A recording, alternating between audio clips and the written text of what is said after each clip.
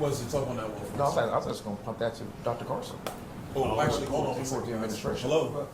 Oh, Hey, Mr. President. Mr. President, how you doing?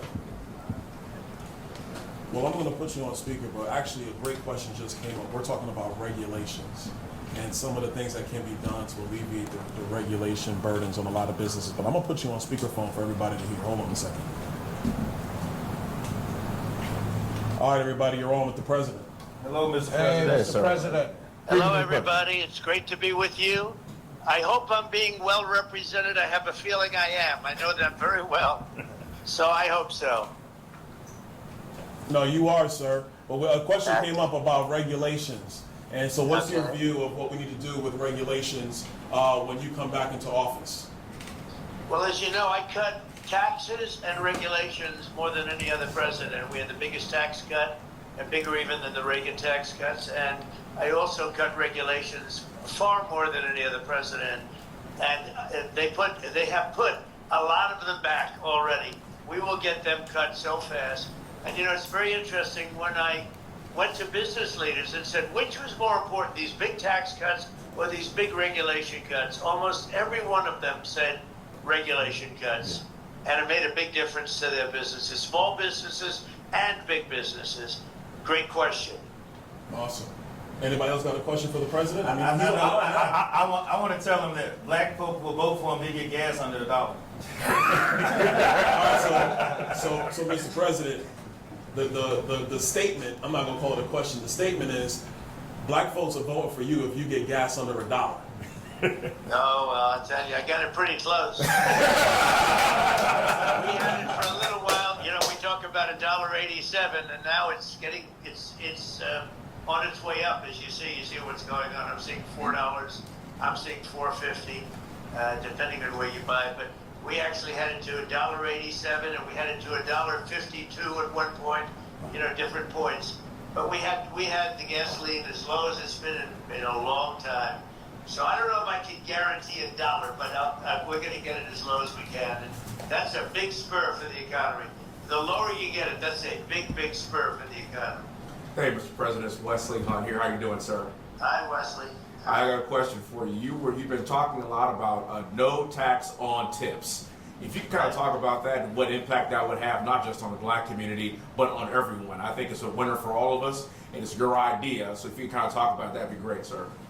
So about a month ago, I was at my building in Las Vegas having dinner with some big people, business people that were, you know, planning some big developments and things. And the waitress came over and said, how you doing? And she said, oh, the government is after me all the time for my tax on tips. I said, really, they do that? He said, yeah, Biden just made the regulations much tougher. And it's very tough nowadays, tax on tips. And I said, how would you like to be no tax on tips? Because first of all, it's very hard, you know, it's a very hard thing to control from the government standpoint. But the people are very unhappy about what's happening, especially the new regulations. And anyway, I just came up with the concept of no tax on tips. Let the people earn what they earn. And I'll tell you, it has been so popular, beyond anything. I've never seen anything like it. So we have no tax on tips. Vote for Trump, no tax on tips. And Mr. President, we have Ben Carson's here with us. Hey, Mr. President, how you doing? Hi, Ben. I'm good, Ben. You know, what you said about the regulations is so important. At HUD, we were able to get rid of over 2,000 regulations. Right. It made it so much easier to get things done in general. But I just want to encourage you to continue to speak out because the attacks on you have been absolutely ridiculous. Don't buy another pair of glasses until you've seen what this new invention can do.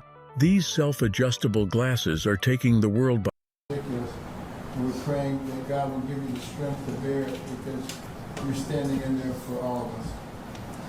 Well, the attacks have been unbelievable. What they say, and you know, they'll take a speech where I'll be out rallying, a perfect speech for an hour and a half, 2 hours. We have big crowds. We had over 100,000 people, 107 to be exact, in Wildwood, New Jersey. We had 25,000 in the South Bronx.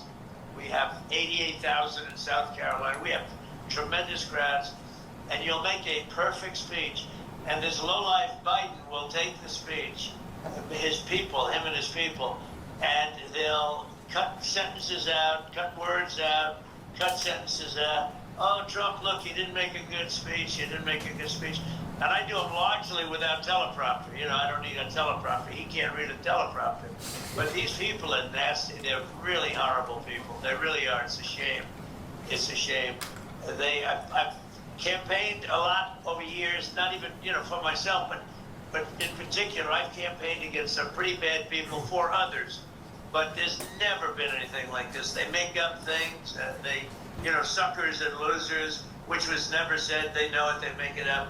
They literally make it up. You saw it with the 51 intelligence agents where they said that they got this done, where they said that the Hunter laptop from hell was all Russian disinformation.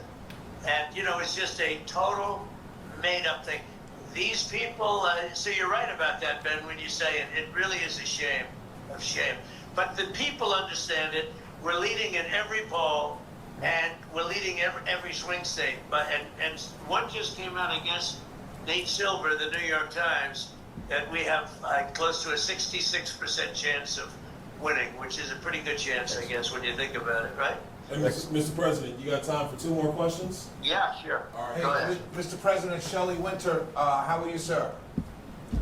How are you? Thank you very much. I wanted to ask you, the debate is tomorrow. Do you think that you will get, what many of my listeners are asking me, do you think that you will get a fair shot from Jake Tapper and Dana Bash? Do you think you'll get fake Tapper, right? Fake Tapper. Do you think you, It was cutting and out. Don Can you Bash. just repeat that question, please? Do you Do you think think you'll you're get going to get a fair shot from Jake Tapper and Dana Bash tomorrow night? Well, I think it would be good for them if they did it. I think probably not. You know, it's very interesting. During the primary, CNN covered me, you know, very, very tough, but they covered me all the time. And I won it very quickly. I won it in record time.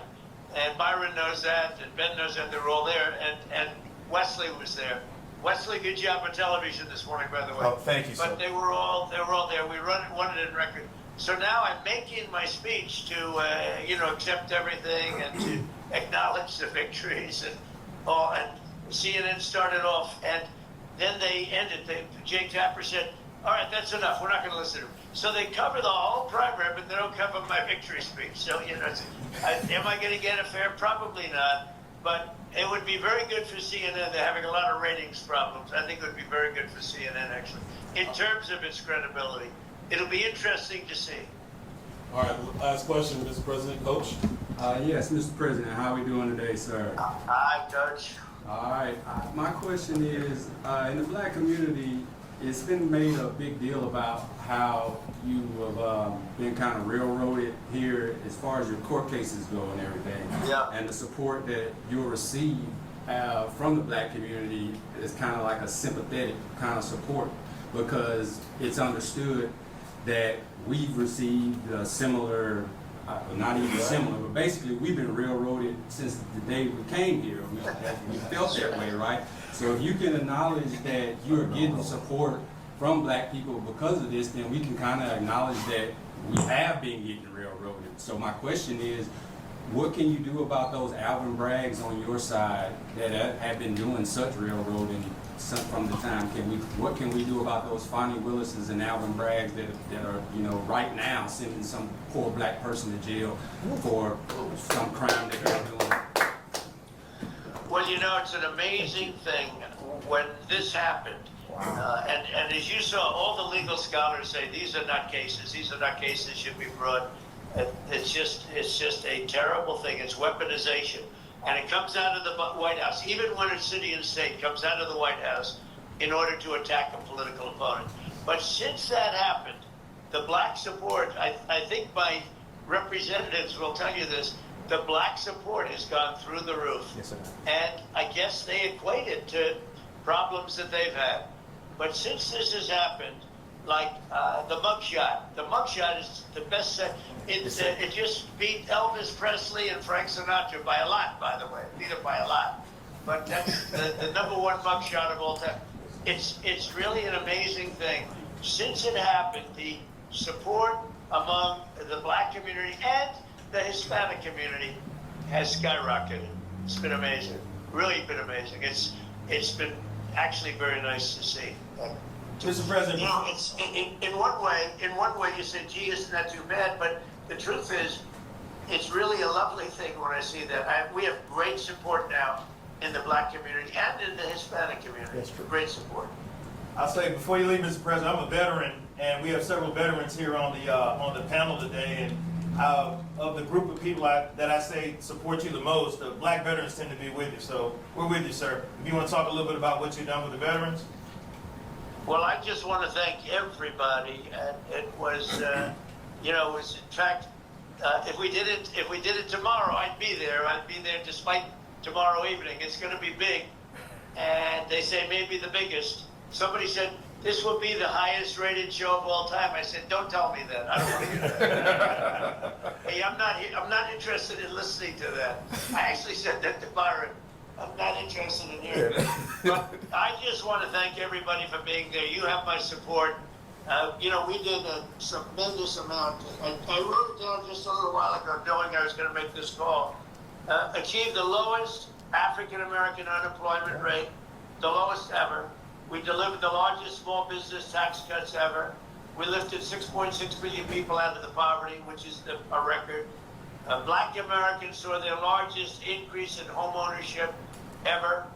We gave record funding for historically Black colleges and universities. I actually got them taken care of. They were really in bad shape. And we passed it, and we did that. We passed historic criminal justice reform, which nobody else could get. And when I left office, we had almost no inflation, virtually no inflation, which is a killer in the Black community and every other community, frankly. And it's just a killer. We had absolutely the best, most beautiful, we had very little inflation. And now the inflation is a disaster. It's killing the Black community and it's killing the country, inflation. It's known as a country buster. So we did all those things, and you know, nobody else came close. And we'll do them again, and we'll do them even better. All right, Mr. President, thank you. Thank you, sir. See you tomorrow. Thank